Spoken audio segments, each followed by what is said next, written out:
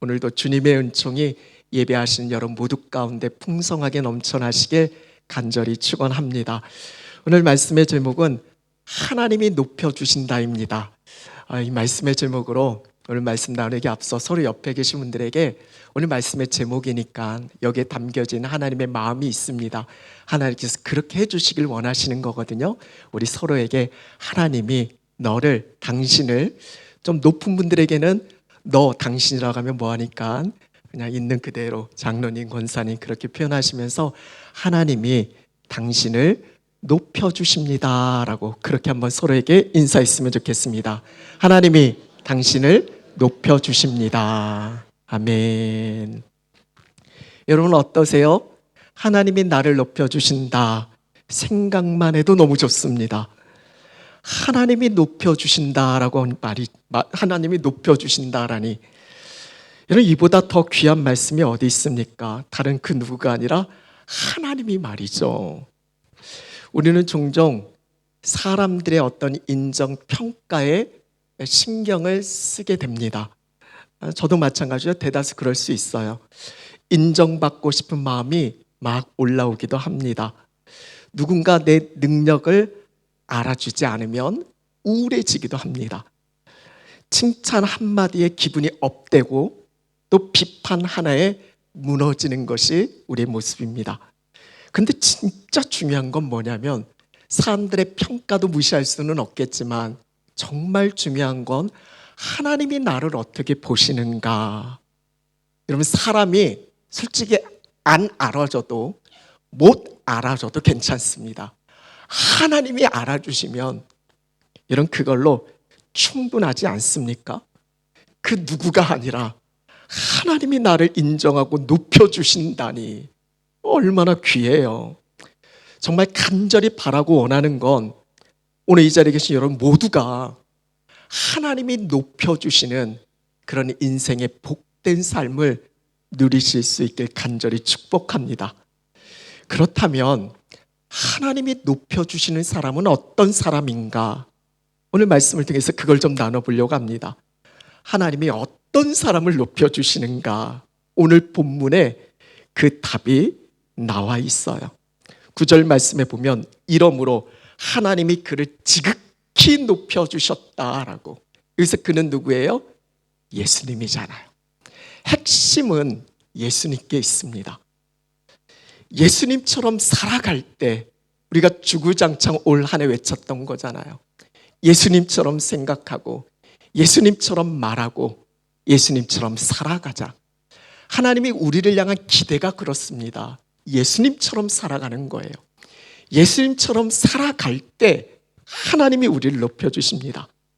예수님의 그 마음 품고 예수님께서 걸어가신 그 삶의 길을 우리가 온전히 따라갈 때 하나님이 예수님을 지극히 높여주셨던 것처럼 예수님처럼 살아가는 우리 삶도 높여주십니다. 그런 점에서 오늘 본문의 말씀이 너무 중요합니다. 사실 오늘 본문 말씀처럼 예수님에 대해서 이렇게 핵심적으로 요약하고 있는 말씀이 또 어디 있을까 싶습니다. 너무나 명확하게 우리 예수님이 어떤 분이신지에 대해서 전해주고 있어요. 그러니까 기독교의 놀라운 진수, 가장 중요한 본질을 담고 있습니다. 기독교의 본질이 어딨냐 물어보면 오늘 본문을 이야기하면 됩니다. 헬라어 원문에 보면 오늘 본문을 찬양시 형태로 그렇게 기록되어져 있어요. 그러니까 초대교회 성도들은 오늘 이 본문의 말씀으로 찬송을 불렀어요. 이름하여 그리스도 찬가입니다. 그러니까 이 말씀으로 늘 날마다 우리 예수님을 찬양했던 거예요. 그만큼 중요하니까, 절대로 놓쳐서는 안 되니까. 여러분 다른 거는 잊어도요, 우리는 본질은 놓쳐서는 안 되잖아요. 우리의 신앙의 본질이 바로 여기에 있다는 걸 우리는 놓쳐서는 안 돼요. 단순히 노래만 부르는 게 아니라, 지식적으로 아는 차원이 아니라, 그냥 말로만이 아니라 우리의 삶 속에서 이걸 살아내는 것이 너무나 중요합니다. 우린 대림절기를 보내고 있어요. 절기가 주는 유익이 있습니다. 절기의 모든 초점은 예수 그리스도에게 맞춰져 있어요. 그래서 교회력이 중요한 겁니다. 세상의 달력과는 좀 차이가 있잖아요. 교회력이 중요하다는 건 예수님의 생애의 모든 초점이 맞춰져 있기 때문에 그 첫 시작이 바로 이 대림절입니다. 주님의 이 땅에 오심을 기다리는 이 절기. 이런 절기가 다가올 때 우리의 시선과 생각은 더 주님께 집중이 되어져야 하는 거예요. 말로만 아멘 주 예수의 오시옵소가 아니라 정말 우리의 삶 속에서 주님을 생각하고 주님의 삶을 붙들고 그 삶 속에서 그걸 살아낼 때 우리는 진짜 예수님의 오심을 기다리는 그 삶의 영향을 흘러낼 수 있게 되어지는 겁니다. 더 주님께 집중했으면 좋겠어요. 연말 분위기에 휩쓸리지 말고 정말 주님께, 주님의 이 땅에 오심을 우리가 기억하고 기다리며 그 주님 가신 그 길을 믿음으로 따라내실 수 있는 그런 은혜가 우리 모두 가운데 있으셨으면 좋겠어요. 그래서 오늘 말씀 속에 두 가지를 좀 여러분과 함께 좀 나눠보려고 합니다. 첫 번째는 예수님의 낮아지심이에요. 5절 말씀 같이 읽겠습니다. 너희 안에 이 마음을 품으라 곧 그리스도 예수의 마음이니. 오늘 우리에게 요구되어지는, 오늘 우리에게 필요한 마음은 다름 아닌 그리스도 예수의 마음입니다. 여러분, 우리가 그리스도인으로서 예수님의 마음을 품는 건 어찌 보면 당연하죠. 우리가 주님을 따른다라고 하면서, 제자라 하면서 예수님의 마음이 아닌 딴 마음을 품고 있으면 그건 우리는 온전한 제자라 할 수 없잖아요. 그러면서 주님을 온전히 따른다 말할 수 없잖아요. 당연히 주님의 마음, 예수님의 마음을 품어야 합니다. 이 말씀 너무나 잘 알고 있잖아요. 근데 묻고자 하는 건 지금 나는 그 예수님의 마음을 품고 있느냐라는 거예요. 늘 기도합니다. 하나님, 저에게 주님의 마음 부어주소서. 이 일을 감당할 때 내 생각, 내 중심, 내 뜻한 바가 아니라 주님의 마음을 부어주셔서 그 마음으로 감당할 수 있게 해달라고. 전 여러분들을 위해서 기도할 때 늘 이걸 위해 기도합니다. 사랑하는 성도들에게 예수님의 마음을 부어주소서. 그 마음으로 가정에서, 일터에서, 살아가는 삶의 자리에서 주님이 기뻐하시는 그 일을 예수님처럼 감당하게 해주세요. 예수님의 마음을 부어달라고. 그러면 여러분, 예수님의 마음은 도대체 어떤 마음일까요? 우리 예수님께서 이 땅에 오셔서 어떤 삶을 살아가셨는지 그 삶의 내용을 보면 아, 예수님의 마음이 이것이었구나, 그걸 우리는 깨닫게 되어집니다. 이것이 오늘 말씀 6절에서 8절까지 말씀입니다. 여기에 예수님의 마음이 담겨져 있습니다. 너무 중요한 말씀이니까 우리 같이 읽겠습니다. 그는 근본 하나님의 본체시나 하나님과 동등됨을 취할 것으로 여기지 아니하시고 오히려 자기를 비워 종의 형체를 가지사 사람들과 같이 되셨고 사람의 모양으로 나타나사 자기를 낮추시고 죽기까지 복종하셨으니 곧 십자가에 죽으심이라. 아멘. 여러분, 정말 아멘이십니까? 예수님이 이 땅에 오셔서 어떤 삶, 어떤 생애를 살아가셨는지 이 3절에 다 요약되어져 있어요. 여기서 예수님의 마음을 우리는 알 수 있습니다. 예수님의 마음이란 건 뭐냐면 결국에는 십자가에 죽으시기까지 자기 자신을 낮추신 것, 자기 자신을 낮추심이 바로 예수님의 마음이에요.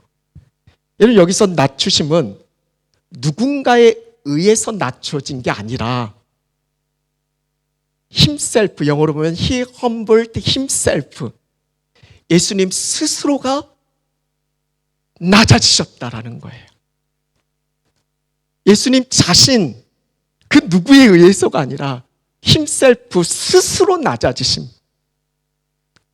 이런 예수님은 낮아지시기 위해서 이 땅에 오셨고 낮아지심이 바로 예수님의 마음입니다. 말씀에 예수님은 근본 하나님의 본체셨다라고. 예수님은 하나님이셨어요.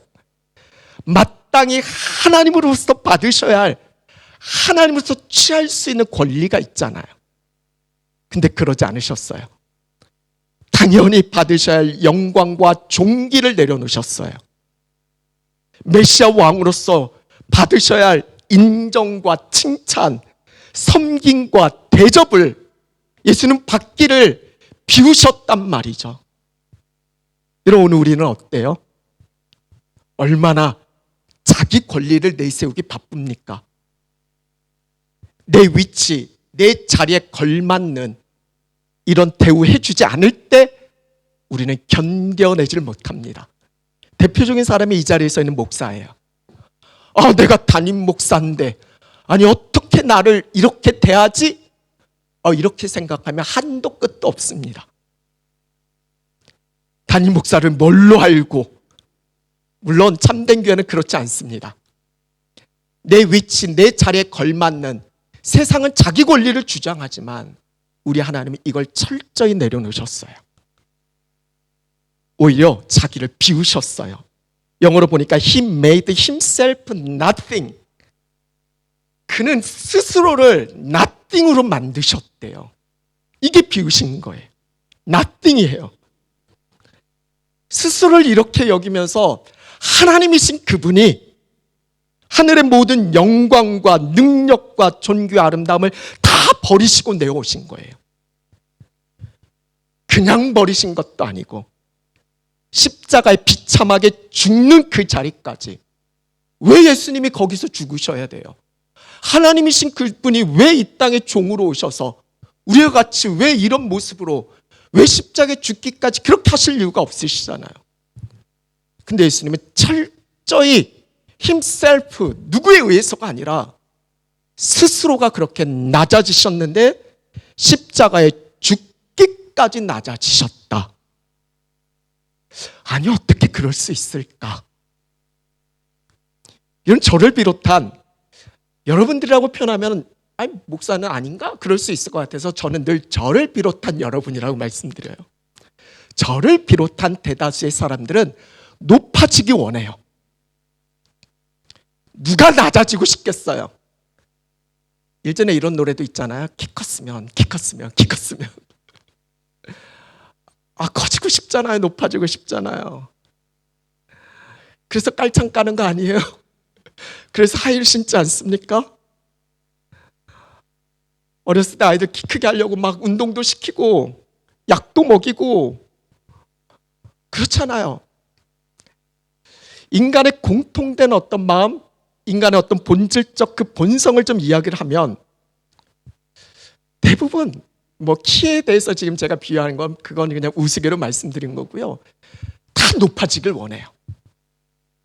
그래서 더 나은 직업을 우리는 추구하고 더 높은 스펙을 쌓아가고 더 인정받는 자리에 우리는 그렇게 서고 싶어요. 그래서 열심히 공부하는 거잖아요. 그래서 열심히 돈 버는 거잖아요. 그래서 성공하려는 거 아니에요?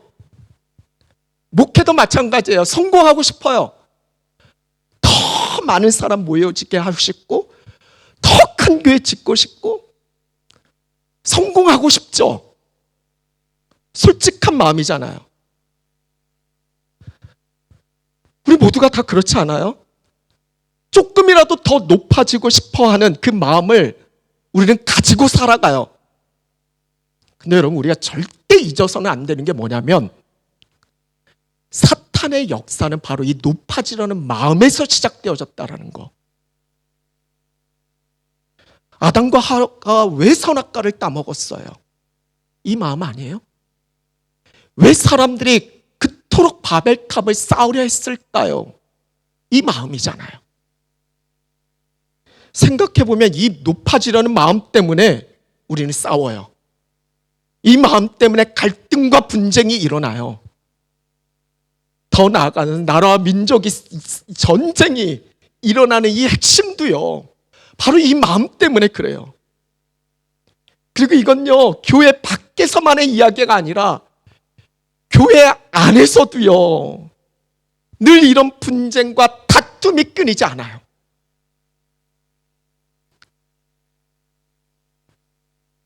당시 이 말씀이 전해지는 빌립보 교회가 그랬어요. 사도 바울이 이 말씀을 감옥에서 썼잖아요. 그래서 옥중서신이에요.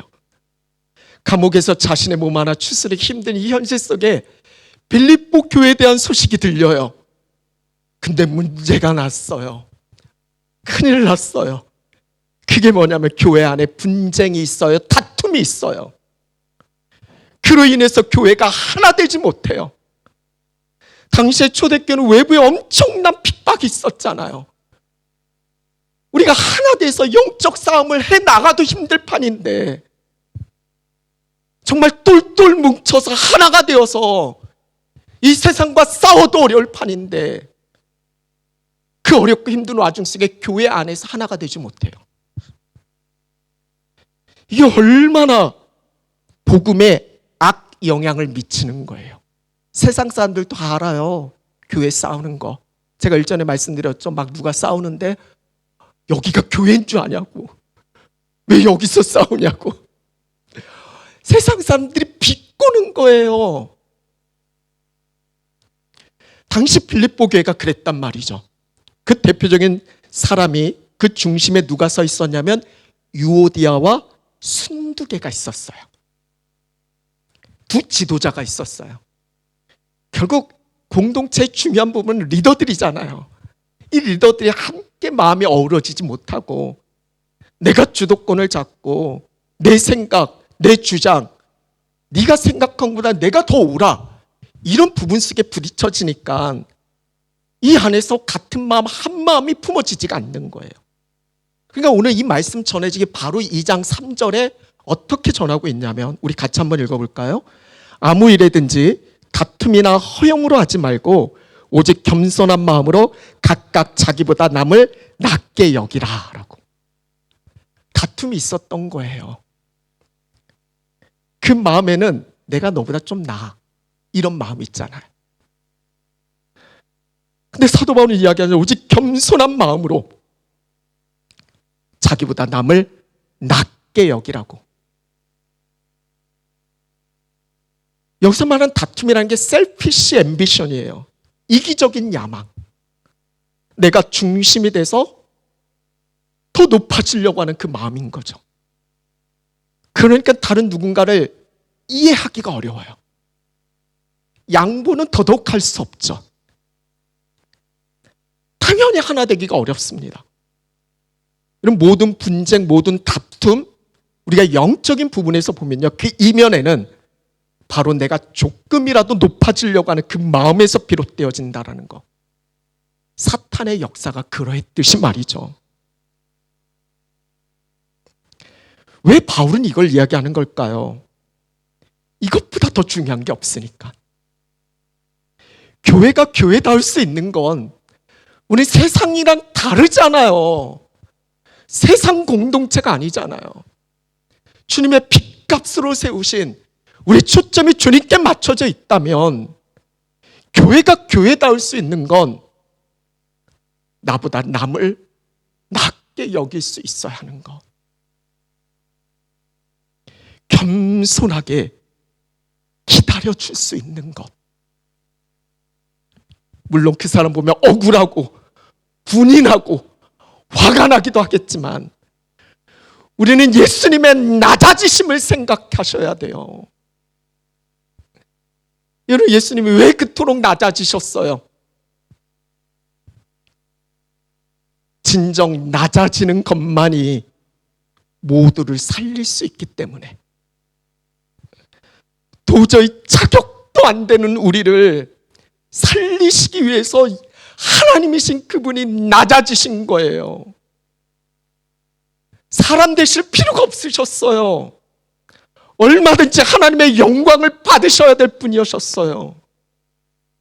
그런데 우리가 상상할 수도 없는 그것들을 버리시면서 십자가에 죽으시기까지 낮아지시고 낮아지셨단 말이죠.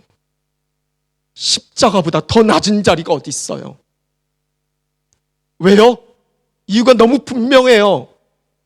우리를 살리시기 위함이에요. 예수님이 낮아지시지 않으셨다면, 예수님의 십자가가 없으셨다면 오늘 우리가 어찌 구원을 이야기할 수 있겠어요? 사랑하는 여러분, 신앙생활 하는 데 있어서 중요한 건 가장 기본은 능력이 아니에요. 가장 중요한 건 낮아지심을 경험하는 거예요. 예수님처럼 말이죠. 오죽했으면 성 어거스틴이 신앙에서 가장 중요한 것이 첫째도 겸손, 둘째도 겸손, 셋째도 겸손, 피할 수 있는 게 없는 거예요. 근데 여러분, 쉽지 않죠. 낮아진다라는 게 결코 쉽지 않아요. 다른 건 셀프가 되는데 이 낮아진 겸손은 잘 셀프가 안 돼요. 그래서 때로 정말 겸손할 수밖에 없는 환경이 처해질 때 진짜 감사하세요. 이게 은혜예요. 그냥 놔두면 교만에 처해서 그렇게 패망할 수밖에 없는 어리석은 인생을 불쌍히 여기셔서 셀프가 안 되니까 때로는 겸손케 하시게 한 이 환경에 처해지는 걸 우리는 은혜로 생각하셔야 돼요. 쉽지 않아요. 이건 참 연약해 보여요. 때로는 자존심도 상해요. 아무도 알아주지 않는 것 같아요. 때로는 참 비참하고 모든 것 다 잃는 것 같기도 해요. 근데 여러분, 내가 낮아짐으로 인해서 다른 영혼을 살릴 수 있다면, 내가 낮아짐으로 인해서 누군가를 진정으로 세워줄 수 있다면, 그것은 이 세상 그 어떤 가치와 비할 수 있겠어요. 그래서 두 번째 생각해야 될 부분이 하나님의 높여주심이에요. 반전이 일어나요. 성경은 역설이에요. 낮아지면 높여주셔요. 놀라운 반전이 일어나요. 예수님이 그토록 낮아지셨는데 하나님은 지극히 높여주셨어요. 영어로는 최상급이야. 더 하이스트. 가장 높은 곳으로 하나님이 올려주셨어요. 이것이 마지막 9절 11절 말씀이에요. 우리 같이 읽겠습니다. 이러므로 하나님이 그를 지극히 높여 모든 이름 위에 뛰어난 이름을 주사 하늘에 있는 자들과 땅에 있는 자들과 땅 아래에 있는 자들로 모든 무릎을 예수의 이름에 꿇게 하시고 모든 입으로 예수 그리스도를 주라 시인하여 하나님 아버지께 영광을 돌리게 하셨느니라. 아멘. 예수님이 그토록 낮아지셨는데 그러겠기 때문에 결과잖아요. 이러므로 하나님이, 주체가 하나님이세요. 하나님이 그를 지극히 높여주셨다. 예수님의 낮아지심은 셀프예요. 셀프. 예수님이 낮아지셨어요. 근데 높이심은 하나님이세요. 낮아지는 주체는 셀프지만 높이심의 주체는 하나님이세요. 하나님께서 낮아주신 예수님을 높여주셨어요. 왜요? 하나님 앞에서 이것보다 더 존귀한 것은 없기 때문에.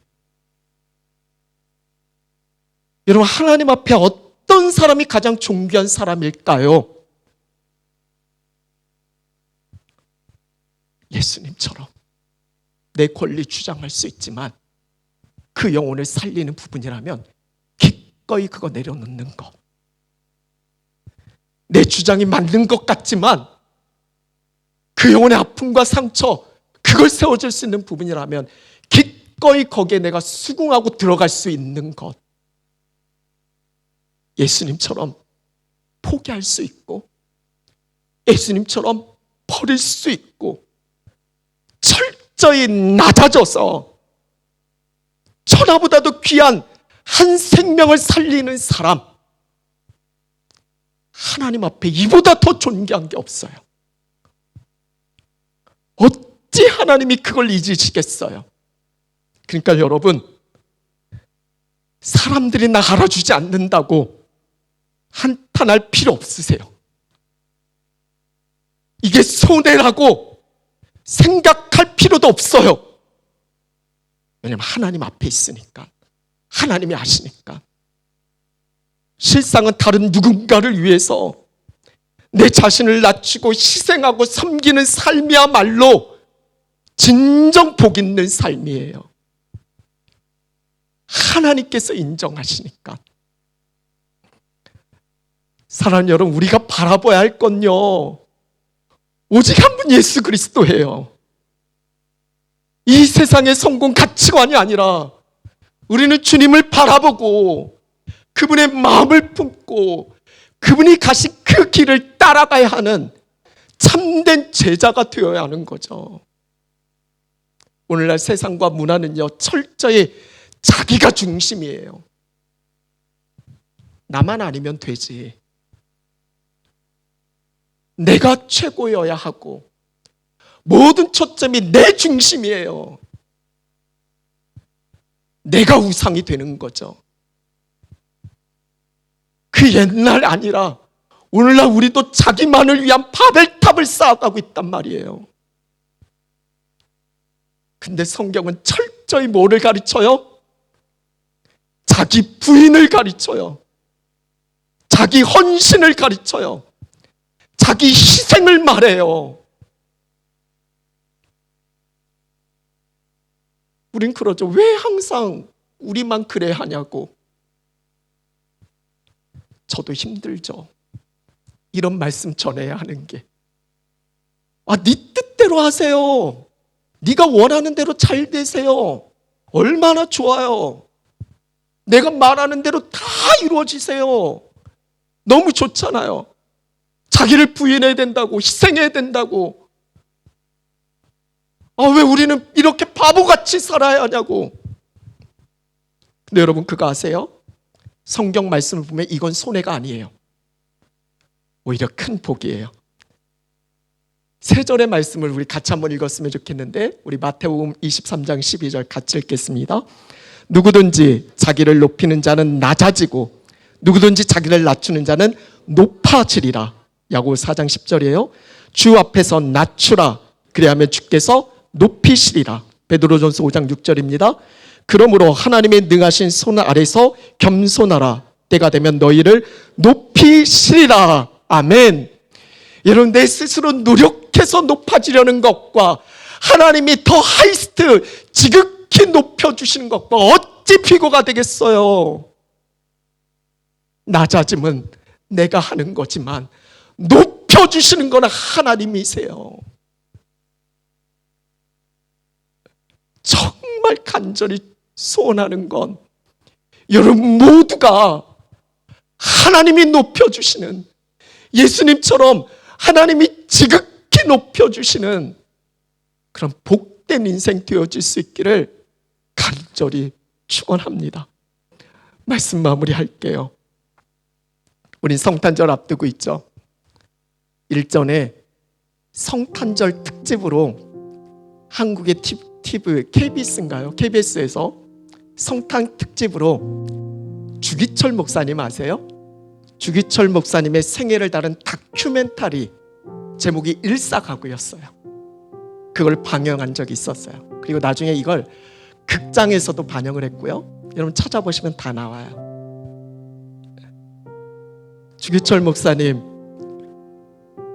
우리가 일제 식민지 통치하에 기독교 신앙을 지켜내기 참 어려웠잖아요. 가장 어려웠던 거가 신사참배였잖아요. 신사참배를 끝까지 거부하시다 감옥에 갇히시게 되죠. 심지어는 목사님이 속해 있는 대부분의 당시에 우리 교단, 기독교 교단이 다 신사참배를 결의했어요. 감사한 거 우리 성결교단은 끝까지 거부했고 그래서 교단이 폐쇄가 되어졌었어요. 대부분의 교단은 다 그걸 결의를 받아들였어요. 그리고 그 결의를 따르지 않는 목사들을 파면시켰어요. 그래서 주기철 목사님은 목사도 파면되셨어요. 이 생애가 다큐멘터리로 방영되면서 끝부분에 주기철 목사님의 기도가 나와요. 제가 한번 읽어드릴게요. 주님은 사람이 다 멸시하는 거린과 문둥이의 벗이 되셨나이다. 마침내 벌거벗은 몸으로 강도의 틀에서 저주의 십자가에 달리시고 음부에까지 내려가셨나이다. 오 주님이 이같이 낮아지신 것을 생각할 때 나는 어떻게 하오리까? 나는 나를 어디까지 낮추어야 당신 앞에서 합당하겠습니까? 주님이 제자의 발을 씻기셨으니 나는 문둥이의 발을 핥게 하여 주소서. 당신이 세리의 집에 들어가셨으니 나는 모든 사람의 발 앞에 짓밟히는 먼지와 티끌이 되게 하소서. 이게 이분의 기도셨어요. 뭐 여러분은 둘째치고 말씀을 준비하면서 주의 부르심 앞에 순종하고 주의 종을 걷는다는 목사라는 타이틀을 달고 있는 저에게 물었어요. 지금 네 기도와 얼마나 다른가? 오늘 내 기도와 얼마나 다른가? 아니 어떻게 그 팔을 핥게 해달라고 기도할 수 있어요? 아니 어떻게 그 팔에 짓밟히는 먼지와 티끌되게 해달라고 할 수 있어요? 조금만 내 자존심 건드려도 참을 수 없는 게 지금 내 마음인데 조금이라도 높아지고 싶어하고 인정받고 싶고 칭찬받고 싶은가 하는 마음인데 그렇게 하지 않는데 그렇게 안 될 때는 막 견뎌낼 수 없는데 어떻게 해서든 그렇게 인정받으려고 발버둥 치고 있는데 사랑하는 여러분 누구를 비교의 대상으로 삼고 계세요? 여러분들이 지금 비교 대상으로 삼고 있는 분이 누구세요? 이 세상에서 어떻게 투자했더니 잘 먹고 잘 사는 거기에 초점이 맞춰져 있나요? 아니면 어떻게 살아든 주님 바라보고 치열하게 예수님처럼 살아가는 그 한 사람, 그 한 영혼 구원하려고 자신의 모든 것을 다 내버리고 그 십자가의 길을 걸어가는 그 한 사람, 그 한 사람의 삶을 비교 삼고 있나요? 지금 내가 누구를 비교 삼고 있는지 그걸 보면 내 신앙이 보여요. 그렇게 비교 삼아서 내가 비참해진다? 그럼 우리가 그만큼 주님 앞에 집중이 안 되어져 있는 거예요. 십자가의 영성을 회복할 때 이게 진짜 사는 길이에요. 짐 엘리엇 아시죠?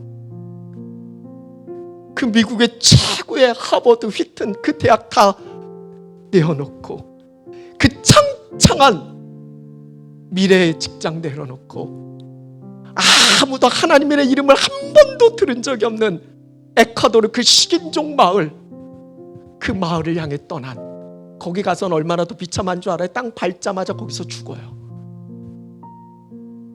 세상은 그래요. 이것처럼 허비된 인생은 어디 있냐고. 근데 그게 허비인가요? 하나님 앞에서 얼마나 존귀한데 그 자손들이 그 땅을 밟게 되어지고 자신을 죽인 짐 엘리엇을 죽인 그 사람이 결국 훗날 목사가 돼요.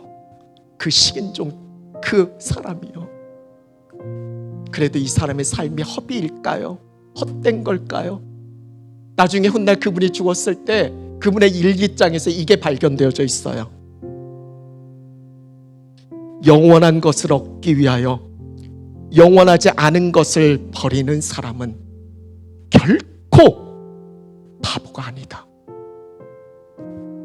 여러분 지금 뭘 붙들고 계세요? 그게 영원한 거예요. 정말 영원한 걸 얻기 위해서 내가 붙들고 있는 걸 기꺼이 내어놓을 수 있는 거, 그거 바보 아니에요. 그게 하나님 앞에서 존귀하고 하나님께서 예수님처럼 지극히 높여주시는 그 인생 되어지는 거예요. 사랑하는 여러분, 하나님은 오늘도 우리를 기대하고 계세요. 예수님처럼. 예수님의 그 위대한 삶이 오늘 저와 여러분 우리 안에서 반복되어지기를 원하시고 계세요. 오늘 예수님의 마음이 우리 가운데 부어졌으면 좋겠고, 그래서 예수님처럼 그냥 말로만 예수님 오세요가 아니라 그 주님의 마음 품고 아멘 마라나타 외칠 수 있는 그 십자가의 길을 우리도 따라가자고요. 그래서 우리 모두가 하나도 예외 없이 다 주님 앞에 서게 될 그날이 있을 텐데, 하나님이 지극히 높여주시는, 그때 그 앞에서 그때 내가 저 사람에게 인정받지 못해 칭찬받지 못한 게 뭐가 중요해요? 하나님 앞에서 그날 하나님으로부터 높여주시는 그 영원한 것을 누릴 수 있는 우리 모두가 되어질 수 있기를 간절히 축원합니다.